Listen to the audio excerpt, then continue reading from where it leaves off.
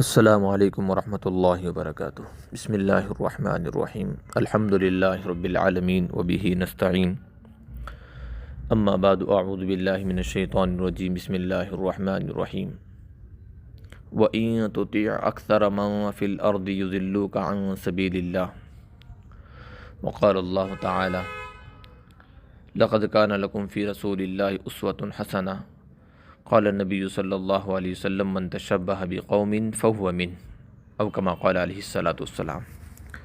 محترم حضرات، یہ آڈیو بنانے کا مقصد آج چونکہ ہمارے پاس ہندو جو احباب ہیں، برادران وطن، ہمارے علاقے میں ان کی طرف سے ایک دن اور تہوار منایا جاتا ہے جس کو ایلاماس کہتے ہیں، جس کو ایڑا موشا بھی بولتے ہیں، الگ الگ انداز سے یاد کرتے ہیں۔ ہم سب اچھی طرح جانتے ہیں کہ یہ ان کی مذہبی ان کا تہوار ہے، مسلمانوں کا نہیں، لیکن دیکھنے میں یہ آ رہا ہے کہ دن بدن کثرت سے لوگ اس میں شرکت کر رہے ہیں، بلکہ یوں سمجھ لو کہ یہ ایک طرح کا لاک ڈاؤن لگ جاتا ہے پورے علاقے میں۔ پورے کے پورے مسلمان اپنے کاروبار کو، اپنے سب کچھ چھوڑ کر کے، اپنے سارے گھر والوں کے ساتھ ایک دو دن پہلے سے ہی تن من دھن کے ساتھ اس میں لگ جاتے ہیں، اس کی تیاری میں۔ اس ساری چیزوں کے تعلق سے چند باتیں آپ کے سامنے عرض کرنے کے لیے حاضر ہوا ہوں۔ اس پر ضرور غور کرے جانے سے پہلے سب سے پہلی بات، ساری انسانیت کے لیے واحد دین اور واحد مذہب اللہ تعالیٰ نے دین اسلام کو بنایا، جس کو اللہ نے پسند بھی کیا اور اللہ تعالیٰ قبول بھی کریں گے، جیسا کہ اللہ نے فرمایا ان الدین عند اللہ الاسلام۔ اور قرآن میں یہ بھی فرمایا کہ وَمَن يَتَّبِعْ غَيْرَ الْإِسْلَامِ دِينًا فَلَن يُقْبَلَ مِنْهُ۔ اللہ اس کے علاوہ کسی بھی دین کو، مذہب کو قبول نہیں کریں گے، نہ ان کے کسی طریقے کو قبول فرمائیں گے۔ اب غور کرنے کی بات ہے کہ انسانیت کے لیے اللہ تعالیٰ نے جس مذہب اور جس دین کا انتخاب فرمایا وہ دین اسلام ہے، جو بالکل انسان کے تمام تر خواہشات کی تکمیل معتدل انداز میں کرتا ہے، اور یہ واحد مذہب ہے۔ الحمدللہ وللہ الحمد علی ذالک، اللہ نے ہم کو مسلمان بنایا، دین عطا فرمایا، دین اسلام عطا فرمایا۔ دوسری بات غور کریں، ایک مسلمان کو اللہ تعالیٰ نے دین اسلام کے ذریعے ساری چیزیں عطا فرمائی ہیں، اس کو اپنے کسی بھی عمل میں کسی دوسرے مذہب کے طریقے کو اختیار کرنا، اپنانا، یہ کیسے درست ہو سکتا ہے؟ جبکہ واحد ایسا اسلام ہے، دین ہے کہ جس میں انسانیت کے مرنے سے پہلے سے لے کر کے پیدا ہونے سے پہلے سے لے کر کے مرنے کے بعد تک کے تمام تر احکامات، سارے طریقے اللہ تعالیٰ نے اپنے پیارے حبیب صلی اللہ علیہ وسلم کے ذریعے ہمیں بتا چکے ہیں۔ پھر ہمارا مومن اور مسلمان کیسے کسی اور مذہب کی کسی بھی چیز کو پسند کر سکتا ہے اور اس کے لیے تگ و دو کر سکتا ہے؟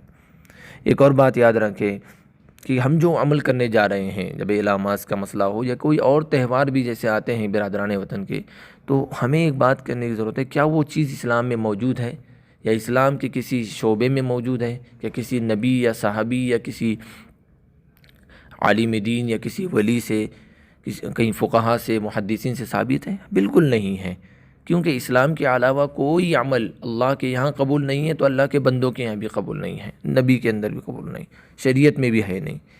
تو ہمارا وہ عمل اسلام سے ہٹ کر ہوگا تو یاد رکھے یہ ایک بدعت ہوگا، اور قیامت کے دن اللہ کے رسول صلی اللہ علیہ وسلم کا صاف طور سے اعلان ہے من تشبہ بقوم فہو من، کہ ایک مسلمان کسی دوسرے مذہب کی یا دوسرے قوم کے کسی ایسے طریقے کو جس کا تعلق اسلام سے بالکل نہیں ہے اپناتا ہے یا اس کی مشابہت اختیار کرتا ہے، تو قیامت کے دن اس کا حشر انہی کے ساتھ ہوگا۔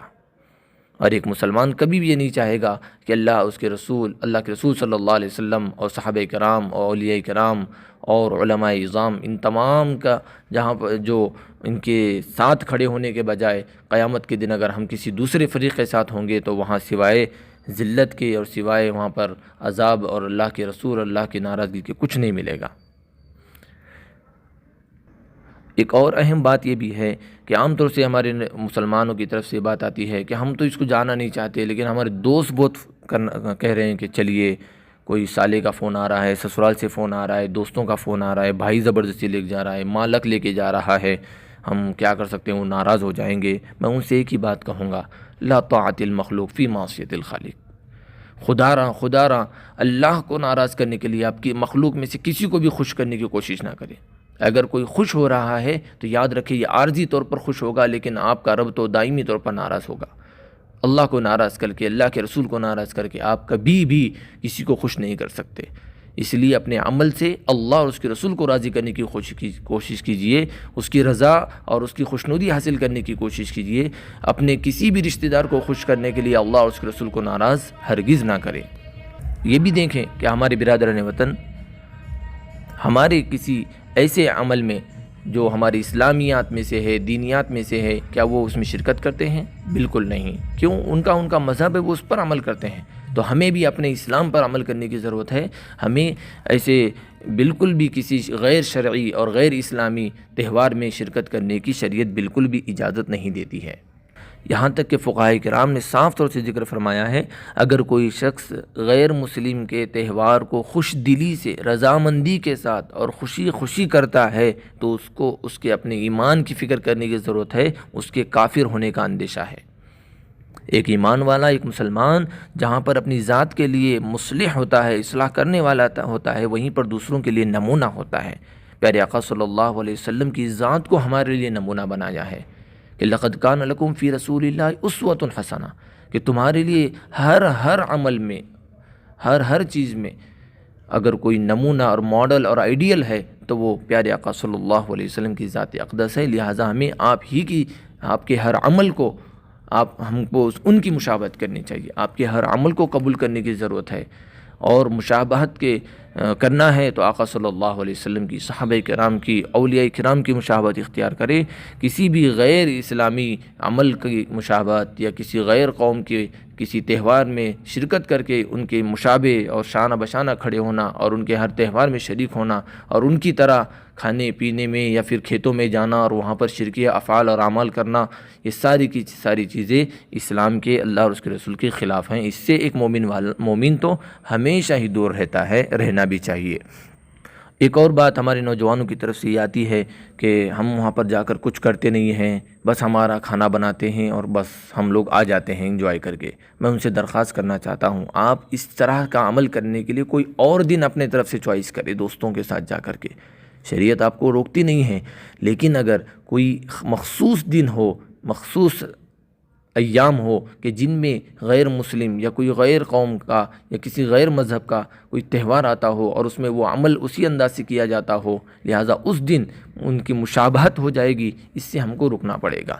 پیارے آقا صلی اللہ علیہ وسلم کی وہ بات آپ جانتے ہوں گے کہ کہیں یہودیوں کی طرح ان کے عمل میں مشابہت نہ ہو جائے، اس لیے آقا صلی اللہ علیہ وسلم نے 10 محرم کے ساتھ ایک روزہ بڑھا دیا تھا کہ 9 کو رکھوں گا یا 11 کو۔ تو آقا صلی اللہ علیہ وسلم نے غیر مسلم کی مشابہت سے بچنے کے لیے اپنے عمل میں اضافہ کیا۔ تو ہمیں چاہیے کہ ہر وہ کام جو غیر مسلم کرتے ہیں یا غیر قوم کرتی ہے تو اس میں ہم بالکل بھی شرکت نہ کریں، ان کی بالکل مشابہت نہ کریں، ہمارے ہی خوشی کو آگے پیچھے کریں، لیکن ان کی مشابہت اس دن ہی کرنا یہ جائز بالکل بھی نہیں ہے۔ قرآن مقدس میں تو ایک جگہ فرمایا وَإِن تُطِیعْ أَکْثَرَ مَنْ فِی الْأَرْضِ یُضِلُّکَ عَن سَبِیلِ اللّٰہ، اگر تم زمین میں لوگوں میں کثرت افراد کے پیروی کرو گے، ان کی اطاعت کرو گے، بلکہ ان کے جیسا کرنا شروع کرو گے تو وہ لوگ آپ کو گمراہ کر دیں گے۔ وہ نادان لوگ کیا کریں گے؟ آپ کو گمراہ کر دیں گے۔ اللہ کے رسول اللہ تعالیٰ نے صاف طور سے فرمایا کہ تمہیں پیروی صرف اسلام کی کرنا ہے، صرف اللہ کے رسول صلی اللہ علیہ وسلم کی۔ حدیث پاک میں فرمایا کہ اللہ کے رسول صلی اللہ علیہ وسلم نے جو میری اطاعت کرے گا، جو میری اطاعت کرے گا گویا اس نے اللہ کی اطاعت کی، جو میری اطاعت کی، جس نے میری اطاعت کی اس نے گویا اللہ کی اطاعت کی۔ یاد رکھیں ہمارے عمل سے اللہ خوش ہو رہے ہیں یا شیطان خوش ہو رہا ہے، یہ ضرور دیکھیں۔ لہٰذا اعلاماز یہ غیر مسلموں کا تہوار ہے، اس میں ہرگز نہ جائیں۔ یاد رکھیں اپنے بچوں کو آپ لے کر جاتے ہیں، یہ آپ کی آنے والی نسل آپ کو دیکھ کر کے اگر غلط کام سیکھے گی تو وہ غلط ہی طریقے پر چلنے شروع ہو جائے گی، اور اس کا خمیازہ، اس کے گناہ آپ کی قبر میں جانے کے بعد بھی آپ کو ملتا رہے گا۔ اس لیے کہ جو کوئی نیک عمل کی بنیاد ڈالتا ہے، اچھا طریقہ اختیار کرتا ہے، جو لوگ بھی اس پر چلتے ہیں اس کا ثواب بھی اس کو ملتا ہے، اور جو کوئی غلط کام کی بنیاد ڈالتا ہے، ایجاد کرتا ہے، جو لوگ بھی آنے والے اس غلط کام کو کرتے رہیں گے، اس پر یعنی ایجاد کرنے والے پر بھی ان سب کا وبال اللہ تبارک و تعالیٰ اس ڈال دیں گے۔ لہٰذا کوئی بھی عمل کرنے سے پہلے 100 دفعہ سوچیں۔ اللہ تعالیٰ ہم تمام کو اس طرح کے تمام غیر شرعی امور، غیر شرعی تہوار، جس کو اللہ تبارک و تعالیٰ نے، اللہ کے رسول صلی اللہ علیہ وسلم نے جس میں شرکت سے منع فرمایا ہے، ہم سب کو اس سے بچائے رکھے، ہم سب کی اللہ حفاظت فرمائے۔ امید ہے کہ یہ باتیں آپ کے سمجھ میں آ گئی ہوں، اور ہم اللہ سے دعا کرتے ہیں کہ اللہ تعالیٰ دھیرے دھیرے مسلمانوں کے اندر سے یہ تہوار کی نحوست ختم ہو جائے اور وہ لوگ اس سے بچنے والے بنیں۔ اللہ تعالیٰ عمل کی توفیق عطا فرمائے۔ وآخر دعوانا ان الحمد للہ رب العالمین۔